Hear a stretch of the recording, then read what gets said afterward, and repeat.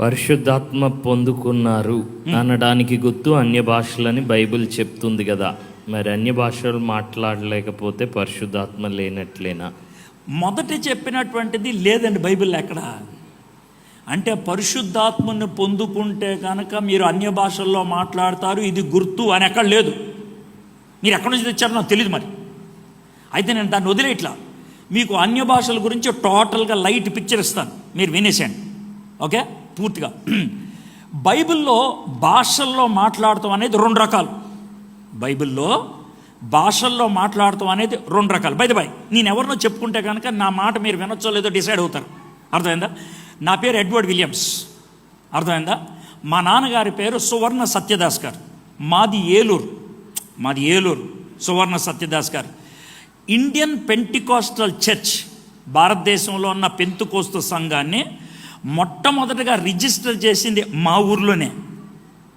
ఆ మొట్టమొదటిగా రిజిస్టర్ చేసినప్పుడు 5 సంతకాలు పెట్టారు, అందుట్లో మా నాన్న ఒకడు. కాబట్టి నాది పెంతుకోస్తులోంచి పుట్టుకొచ్చినోడు నేను. బాగా అర్థమైంది కదా? అందుకే నన్ను పెంతుకోస్తు వాళ్ళు అందరూ పిలుస్తారు. నేను వెళ్తా, చాలా పక్క మాడతాను. కాబట్టి నేనే చెప్తున్నాను మీకు, ఏమండి ఇదే మాట నేను ఏ పెంతుకోస్తు సంఘంకి వెళ్ళి మాట్లాడమన్నా కూడా మాడతాను నేను, ఏ బాధలేదు. మా అమ్మ లోతరన్ను, అందుకే లోతరం చర్చలు కూడా వెళ్తున్నా. ఆ తర్వాత మా నాన్న సిఎస్ఐ అయ్యాడు, నాకు సిఎస్ఐలో బాప్తీసు ఇచ్చాడు, అందుకని సిఎస్ఐ కూడా వెళ్తున్నాను. నా పెళ్ళి కూడా సిఎస్ఐ చేశారు, చచ్చిపోతే బాధెట్టేది కూడా వాళ్ళే, ఏ బాధలేదు. Right, cool. ఇప్పుడు చూద్దాం. మనకి భాషలో మాట్లాడతాం అనేది రెండు రకాలు. మొదటిది తెలిసిన భాషలో మాట్లాడతాం. అదేంటి సార్ అంటే చెప్తాను. నాకు తమిళ్ రాదు, నేను తమిళనాడు వెళ్ళాను. అక్కడ చాలామంది యేసుప్రభుని ఎరుగని వారు ఉన్నారు. నా తెలుగు వాళ్ళకి అర్థం కాదు. అయితే ప్రభువుకు ప్రార్థన చేస్తే, లేకపోతే అక్కడ ఆత్మపూర్ణుని అయితే ఉన్నట్టుండి నేను తమిళ్లో మాడతాను. నాకు తమిళ్ వచ్చా? రాదు. నేను తమిళ్లో మాడతాను. తమిళ్లో మాట్లాడేది నాకు అర్థం అవుద్దు. నాకు తమిళ్ రాదుగా, కానీ వినేవాడికి అర్థం అవుద్ది. ఎందుకంటే నాకు తమిళ్ వచ్చుగా. ఇది అపోస్తుల కార్యం 2వ అధ్యాయంలో జరిగిన విషయం. అంటే శిష్యులు మాట్లాడారు, వాళ్ళు ఏం మాట్లాడుతున్నారు వాళ్ళకి తెలీదు. ఈయనే వాళ్ళకి అర్థమైంది. 3000 మంది ఆ రోజు బాప్తిసం పొందారు. ఇది తెలిసిన భాషల్లో మాట్లాడతాం. ఇది చాలా అరుదుగా జరుగుద్ది, అక్కడక్కడ జరుగుద్ది, ఎక్కువ సార్లు జరగదు, చాలా తక్కువ సార్లు జరుగుద్ది. ఇది తెలిసిన భాషలు. అయితే భాషల వరం అని కొరింథీయులకు రాసినటువంటి మొదటి పత్రికలో, ఎఫెసీయులకు రాసినటువంటి 4వ పత్రికలో, పేతురు గారు రాసినటువంటి 4వ పత్రికలో, పౌలు గారు రాసినటువంటి రోమీలకు రాసిన పత్రిక 12వ అధ్యాయంలో, వీటిలో మనకేం కనబడుతుంది అంటే భాషల్లో మాట్లాడటం అనేది ఒక వరం. వరం అంటే ఏంటి? గిఫ్ట్. వరం అంటే ఏంటి? గిఫ్ట్. గిఫ్ట్కిను అంటే వరానికిను దానానికి తేడా ఏంటి? వరానికి దానానికి, తెలుగులో అడుగుతున్నాను చెప్పండి నాకు. వరానికి దానానికి తేడా ఏంటి? వరం ఇష్టపూరితంగా ఇచ్చేది, దానం అడుక్కుంటే ఇచ్చేది. ఇది పరిశుద్ధాత్ముడు మనకిచ్చే దానం కాదు, వరం. బైబిల్లో చెప్పిన మాట అది. ఆ వరం ఎలా ఇస్తారు? ఒకసారి తీయండి బాబు, ఇక్కడ ఏమైనా చూపించగలుగుతూ చూడు. 1 కొరింథీ 12వ అధ్యాయం 11వ వచనం. అక్కడ ఏముందో నేను చెప్పగలుగుతాను, కానీ మీరు చూస్తే బాగుంటుందని. పరిశుద్ధాత్ముడు సార్వం. రైట్. అయినను వీటన్నిటినీ, ఆ ఆత్మ ఒక్కడే. వీటన్నిటినీ అంటే ఏటన్నిటినీ? పైనున్నటువంటి 7, 8, 9, 10 వచనాలు చూసినట్లయితే లిస్ట్ ఆఫ్ వరాలన్నీ ఇచ్చారు. ఆ వరాల గురించి అన్ని చెప్పి ఇక్కడ రాసిన మాట ఏంటంటే, అయినను వీటన్నిటినీ ఆ ఆత్మ ఒక్కడే తన చిత్తం. నేను చదువుతానమ్మా. తన చిత్తం. ఎవరి చిత్తం? పరిశుద్ధాత్ముడి చిత్తం. పరిశుద్ధాత్మ చిత్తం చొప్పున ప్రతి వానికి ప్రత్యేకంగా పంచి ఇచ్చి కార్యసిద్ధి కలుగు చేయించినాడు. ఇప్పుడు ఈ అయ్యగారు ఉన్నారు కదా, మా ఇద్దరి గురించి పోలికి చూద్దాం. మా ఇద్దరికి ఉన్నటువంటి తేడాలు ఏంటో చెప్తాను, మా ఇద్దరికి ఉన్నటువంటి విషయాలు ఏంటో కూడా చెప్తాను. ఈ అయ్యగారికి పాస్టర్గా ఉండే గిఫ్ట్ ఇచ్చారు. అందుకని ఈ చర్చిలో ఒక్కచోటే ఉండి సంవత్సరాలు పరిచయం చేయగలడు ఆయన. అది ఆయన వరం. నన్ను ఈ చర్చిలో 3 వారాలు ఉండమంటే ఉండలేను నేను, నాకు చేత కాదు. సేమ్ ఫేసులు 2-3 రోజులు చూస్తే చిరాకెత్తుద్ది నాకు.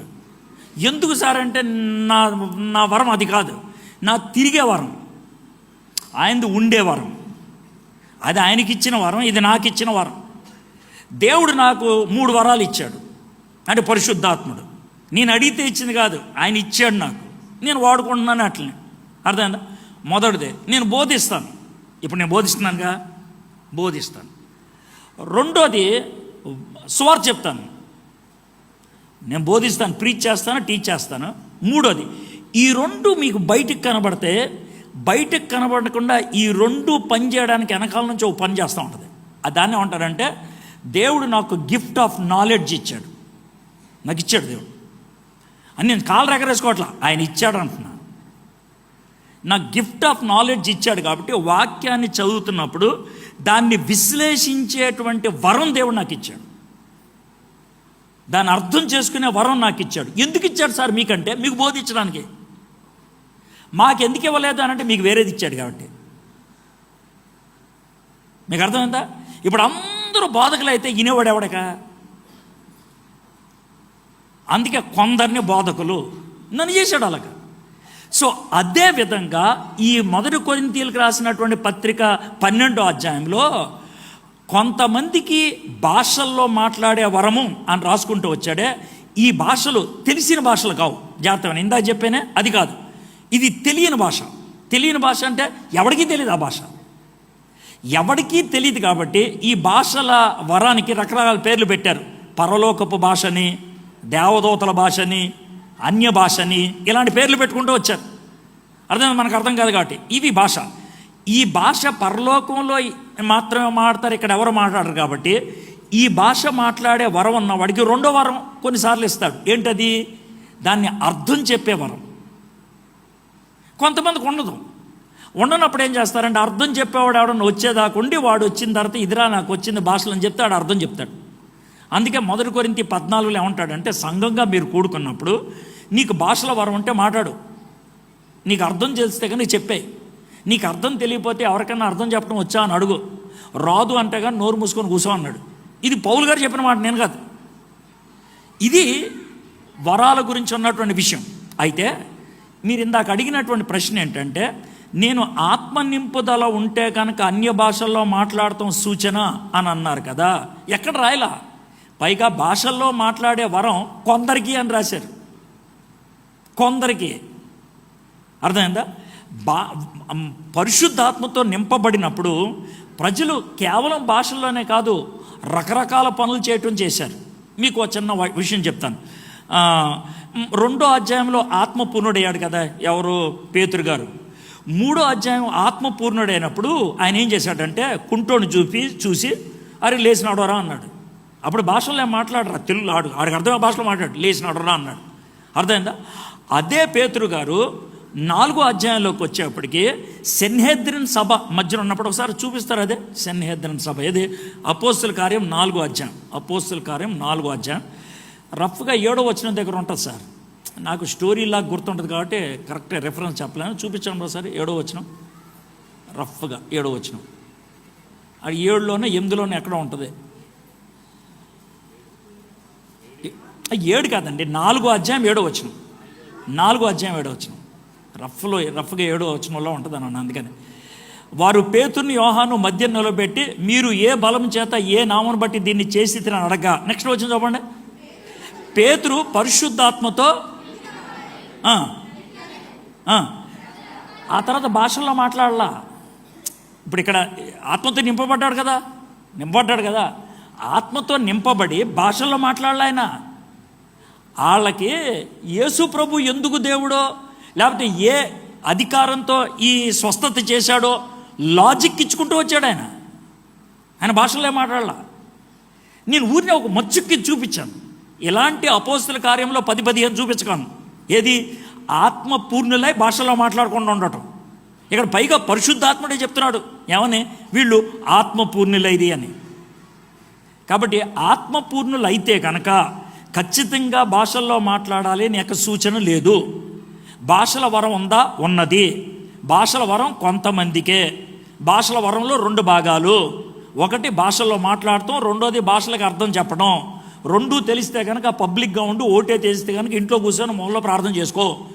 సార్ మరి మూలలో కూర్చొని ప్రార్థన చేసుకుంటే ఏమవుతుందండి? మా అమ్మకు ఉంది ఆ విధంగా వరం, మా నాన్నగారికి లేదు.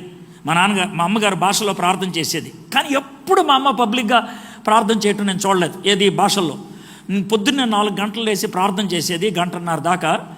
నేను చిన్న కొడుకుని కాబట్టి నాకు మధ్యలో మెళుకు వచ్చేది. మా అమ్మ కొంచెం గట్టిగా భాషల్లో ప్రార్థన చేస్తా ఉంటే, కొంచెం పెద్ద అయిన తర్వాత నేను అడిగాను, మమ్మీ నువ్వేం ప్రార్థన చేస్తున్నావు నీకు తెలుసా అని. నాకు తెలియదురా అన్నది. ఇంటర్మీడియట్ పాస్ అయిన తర్వాత ప్రభువులోకి వచ్చినటువంటి తొలి దినాల్లో అడిగిన ప్రశ్న, మరి నువ్వు ఎందుకు చేస్తావు మమ్మీ భాషల్లో, నీకేం వస్తుంది? నేను అడిగా, అరే ఏమి రాదురా, కానీ హృదయం అంతా కూడా నిండుగా అనిపిస్తుందిరా, ఏ దేవుడి దగ్గరికి వెళ్ళినట్లు ఉంటుంది. ఖచ్చితంగా చెప్పాలంటే నా బుర్రకేం ఉపయోగం ఉండదు, కానీ చాలా నెమ్మది దొరుకుద్ది, చాలా ఆదరణ దొరుకుద్ది, హృదయం అంతా తృప్తిగా ఉంటుందిరా అలా కొద్దిసేపు అలా భాషలో మాడితే అన్నది.